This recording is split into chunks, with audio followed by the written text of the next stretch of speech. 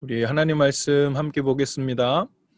오늘은 잠언 14장 26절, 27절 두 절 말씀입니다. 잠언 14장 26절, 27절 우리 한 목소리로 함께 읽죠. 시작. 주님을 경외하면 강한 믿음이 생기고 그 자식들에게도 피난처가 생긴다. 주님을 경외하는 것이 생명의 샘이니 죽음의 그물에서 벗어나게 한다. 아멘. 오늘 우리가 읽은 본문 말씀을 이해를 돕기 위해서 이 26절 말씀을 다른 두 가지 성경 버전으로도 한번 읽어보면 좋을 것 같은데, 먼저 오늘 우리가 읽은 말씀 26절은 이렇게 이야기했죠. 주님을 경외하면 강한 믿음이 생기고 그 자식들에게도 피난처가 생긴다. 개역개정 성경 번역은 이렇게 했어요. 여호와를 경외하는 자에게는 견고한 의뢰가 있나니 그 자녀들에게 피난처가 있으리라. 메시지 성경을 보면 거기에는 같은 구절을 이렇게 번역했습니다. 하나님을 경외하면 자신감이 쌓이고 자녀들도 안전한 세상에서 살게 된다. 하나님을 경외하면 이라는 말은 동일해요. 같지요? 그런데 강한 믿음이 생긴다라는 표현을 다른 말로 견고한 의뢰가 있다라고도 했고 자신감이 쌓인다라고도 했어요. 하나님을 경외하면 강한 믿음이 생깁니다. 그리고 그 강한 믿음이란 하나님을 의뢰하며 산다는 말이고 하나님을 의뢰하며 살면 자신감이 솟아난다. 이렇게 해석했다고 볼 수 있죠. 성경에서 하나님을 경외한다는 말은 곧 하나님을 의뢰한다는 말과 같이 쓰입니다. 시편 22편 4절과 5절 말씀에 보면 시편 기자가 이렇게 기록합니다. 우리 조상들이 주께 의뢰하고 의뢰하였으므로, 다른 말로는 우리 조상이 주님을 경외하고 경외하였으므로, 우리 조상들이 주께 의뢰하고 의뢰하였으므로 그들을 건지셨나이다. 그들이 주께 부르짖어 구원을 얻고 주께 의뢰하여 수치를 당하지 아니하였나이다.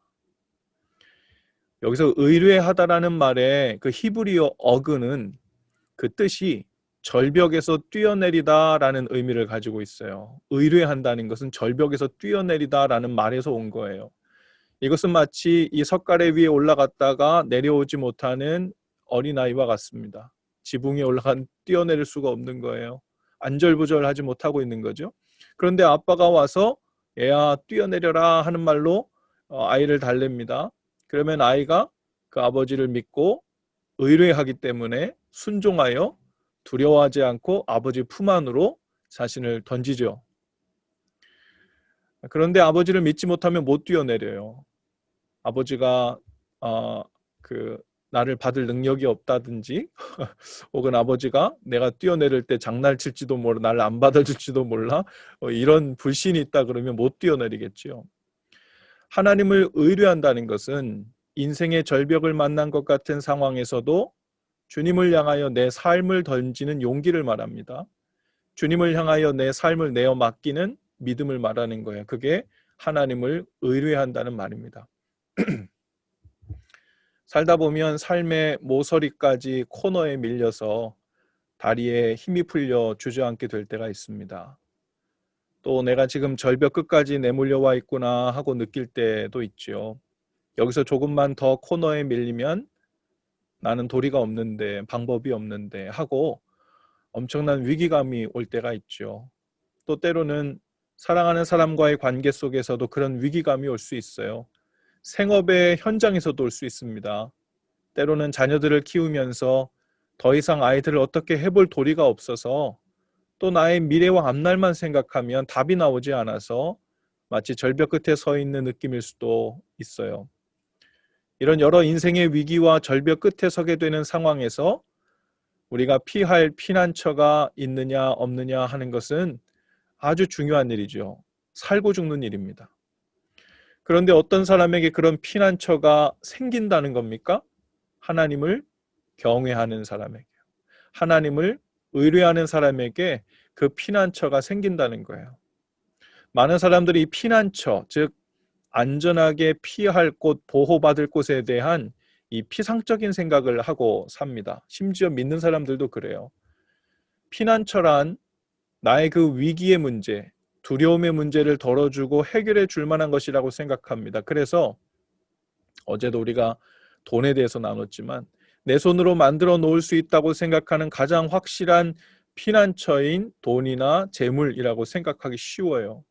여차하면 내가 돈에게 피해야지, 내 재정 능력에 피해야지, 그러면 웬만한 문제는 해결이 되고 안도의 숨을 쉬게 될 거고 위기의 순간에서 모면하게 되겠지라고 피난처라고 생각을 하는 거예요.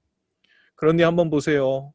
얼마나 많은 부유하고 돈이 부족하지 않은 사람들이 더 이상 그 인생의 피난처를 찾지 못해서 안타까운 선택을 하는지, 아직도 피난처를 찾지 못해서 방황하고 그리고 헛된 피난처를 찾습니다. 술이나 마약이나 여러 중독들, 세상이 주는 거짓된 피난처에 몸과 마음을 맡기며 삽니다.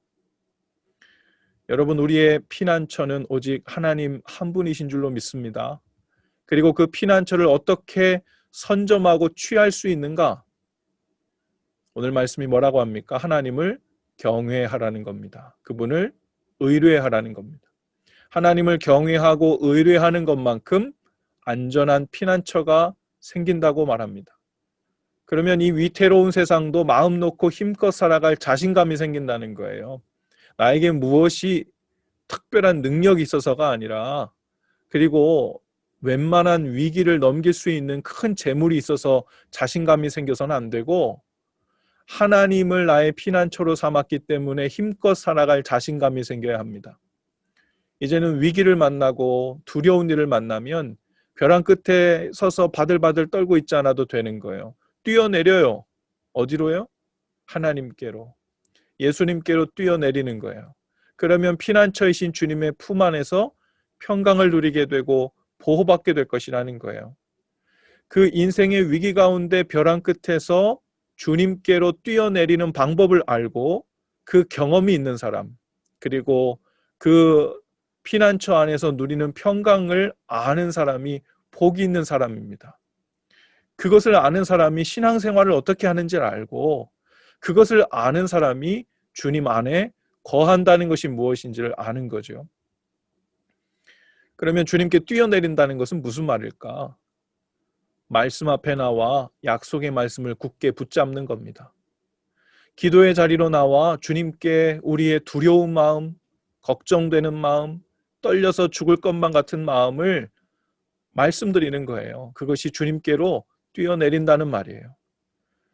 오늘 여러분은 이 찾아오는 새벽 예배 이 시간에 하나님이 주시는 약속의 말씀을 붙잡고 우리의 삶과 가정을 기도로 맡기러 모인 겁니다. 그렇죠? 주님을 의뢰함으로 그분께 뛰어내리러 오신 거예요. 그것이 아니면 5분 잠이 더 아쉬운 이 아침 시간에 죄송합니다. 이 5분 잠이 아쉬운 아침 시간에 왜 여기 와 있겠어요?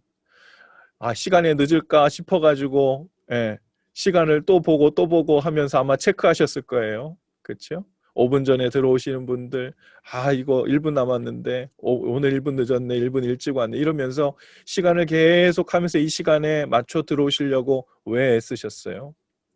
바로 하나님 앞에 뛰어내려 그분의 평강, 그분을 피난처로 삼으려고 하는 거죠.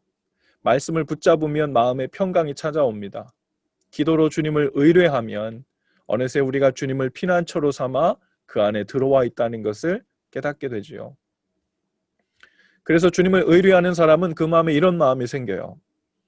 오늘 내 삶의 모든 발걸음은 주님께서 정해주시고 인도해 주실 것이다. 그분은 나의 사랑하는 아빠이시다. 때로 이유는 모르겠지만 내 인생의 고통과 유혹과 시련을 허락하시기도 하시지만 결코 내가 감당할 수 없을 만큼은 아니다. 왜냐하면 항상 피할 길을 열어주시기 때문이다. 그분은 나를 위한 영원한 계획과 선한 목적이 있으시다. 주님은 속속들이 나의 사정과 어려움을 다 알고 계시다. 주님은 내가 어디에 앉고 어디에 서고 어디에 눕는지도 알고 계신다. 그분은 주님이시다. 단지 나만이 아니라 나와 연관되어 있는 모든 사건과 상황과 사람들을 주관하신다.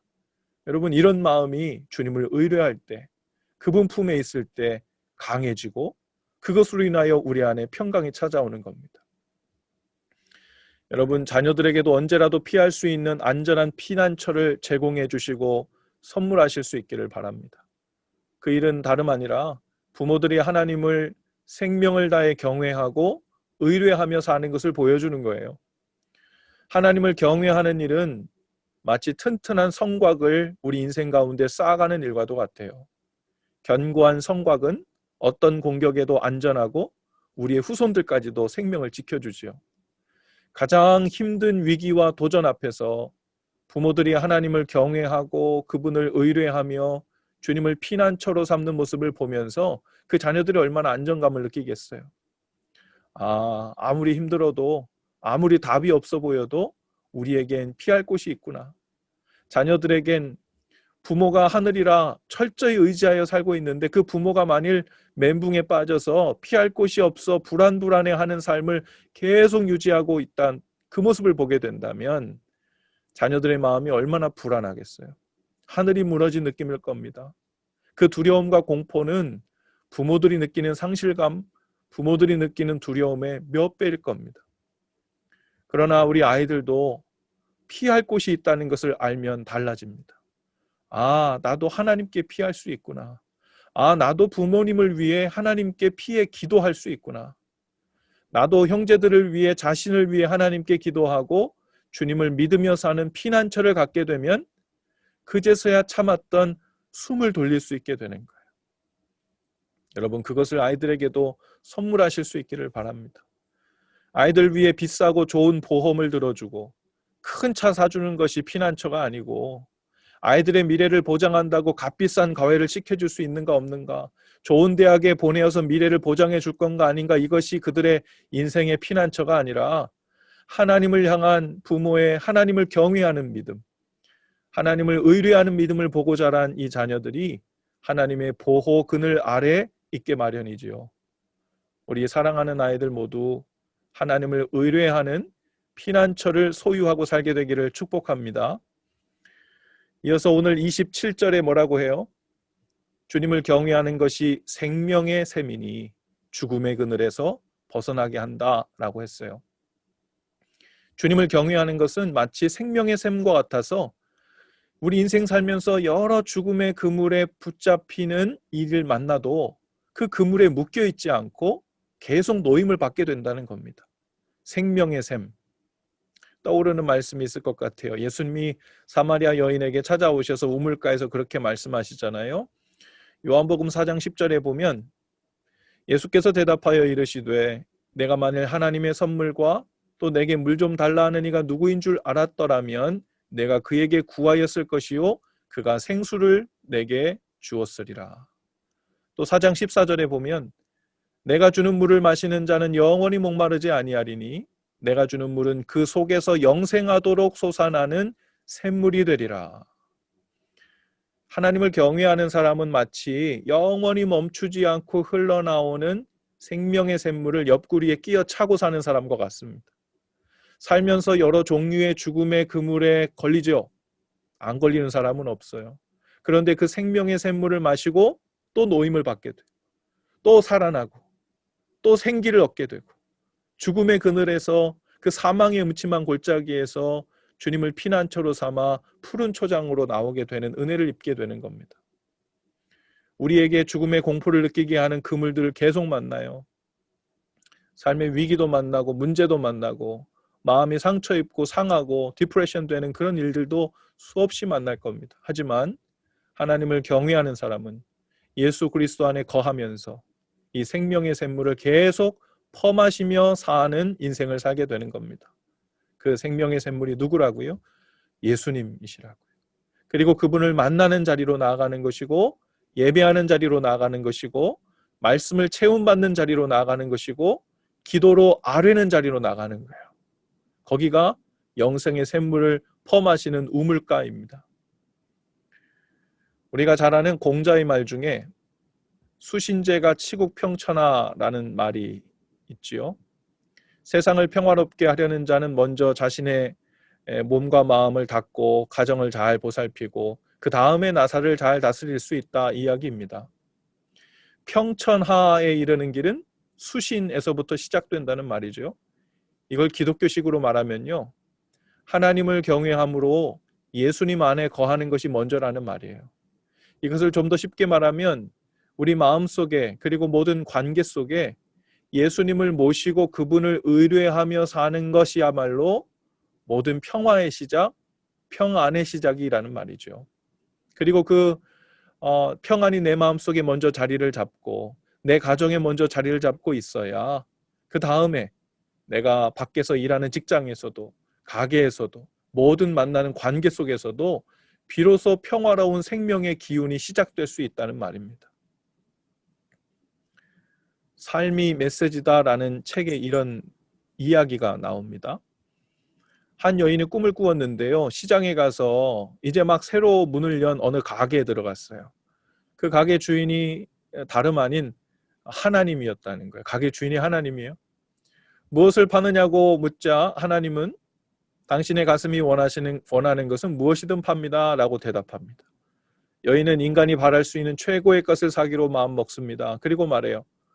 내 마음의 평화와 사랑과 행복과 지혜와 그리고 두려움으로부터의 자유를 제게 파십시오. 하나님은 미소를 지으며 이렇게 말씀합니다. 미안하지만 가게를 잘못 찾으신 것 같군요. 부인, 이 가게에선 열매를 팔지 않습니다.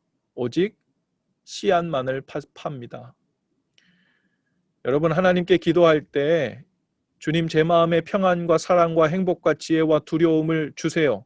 제가 일찍부터 오랫동안 이미 구하고 있는 거잖아요. 언제 주실 거예요?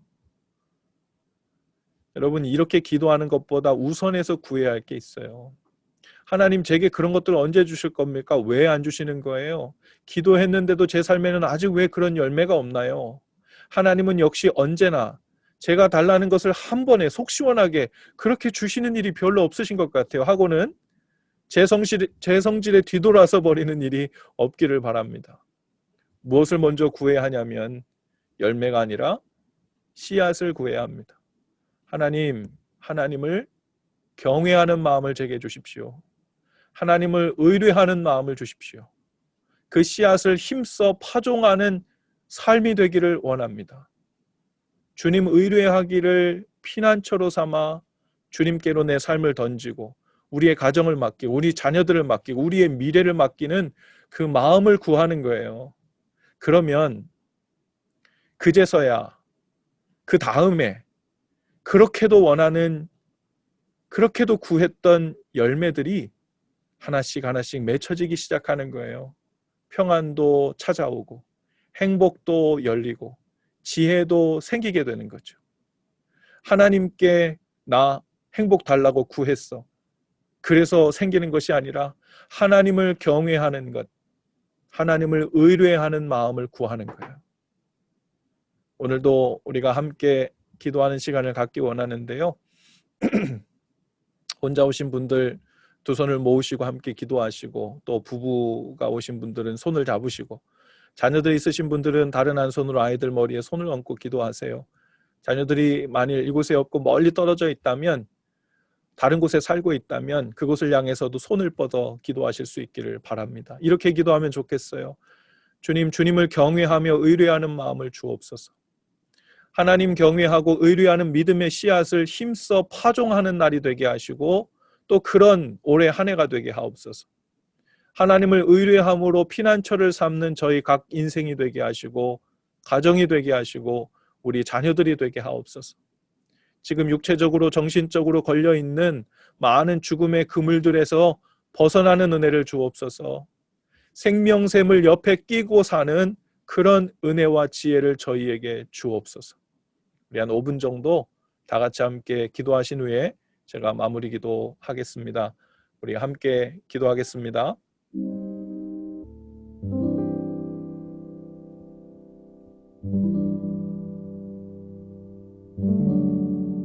귀하신 주님,